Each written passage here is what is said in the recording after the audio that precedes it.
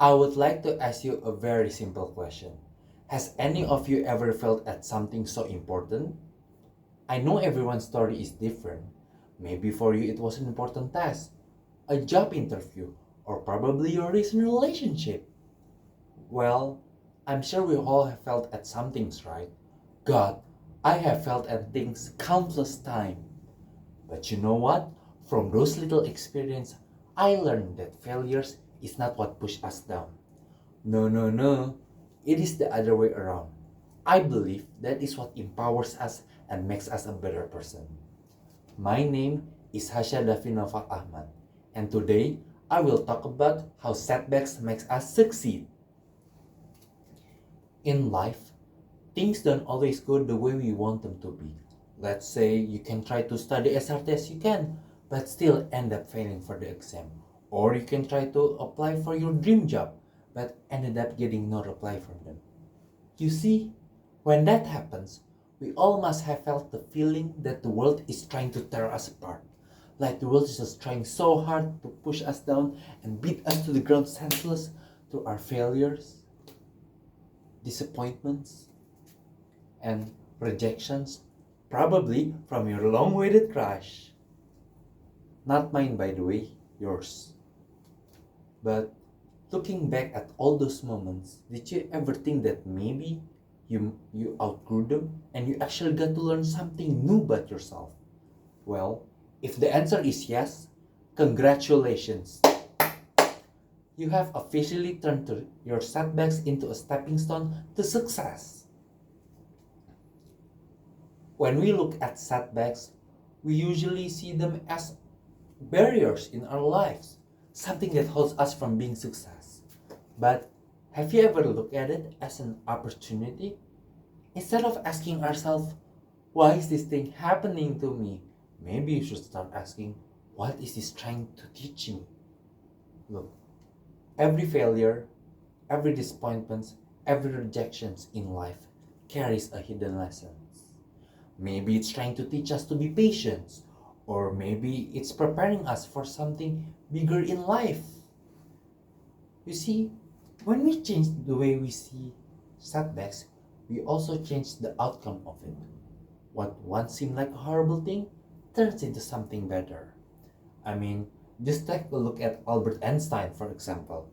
Of course, you guys must know who he is, right? Albert Einstein, the famous physician, the smartest man who ever lived. But did you guys know for a fact that at the age of 4, he couldn't even speak? He couldn't even reach till he's 7 years old. Everyone thought he was disabled, including his parents, his teachers, even his friends. But good God, look at what he became. He became the world's best physicist. He won a Nobel Prize. And he's the one who created the theory of relativity.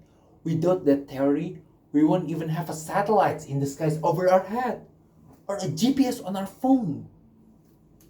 J.K. Rowling, another prime example, the author of Harry Potter. But did you guys know, before she was a successful author, she had to get rejected a dozen times by 12 publishers. 12! Just to finally get her Harry Potter story greenlighted by one publisher. That's crazy.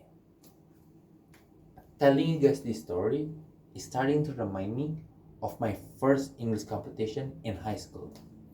It is quite an embarrassing story, so bear with me, guys. It was for a debate competition, and I remember working so hard for it. I trained non-stop, and I just ended up not winning it. It truly broke me and made me feel like everything that I worked for was all for nothing. I was devastated. But then, Miss Dia, who was my English teacher at the time, told me this. Davin, it's okay to lose. Everyone lose. Maybe this time it's your turn to lose. But you only lose for real when you decide to stop trying. And those words struck me. You see, when we are faced with failures, right, there's usually only two ways to go. You either run from it or you can face it and try it again with a different approach. So I chose to try again.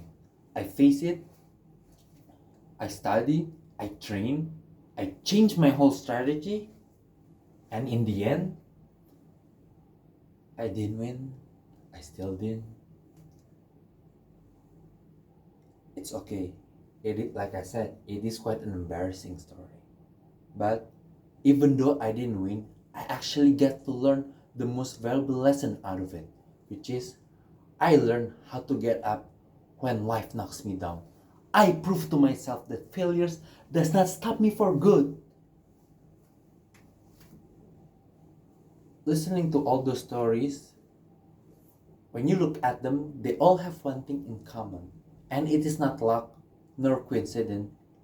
It is the fact they all have a willingness to try and try, no matter how things get tough, no matter how much the world is saying no to them. They just kept going, they never gave up, and they went head on to finish line.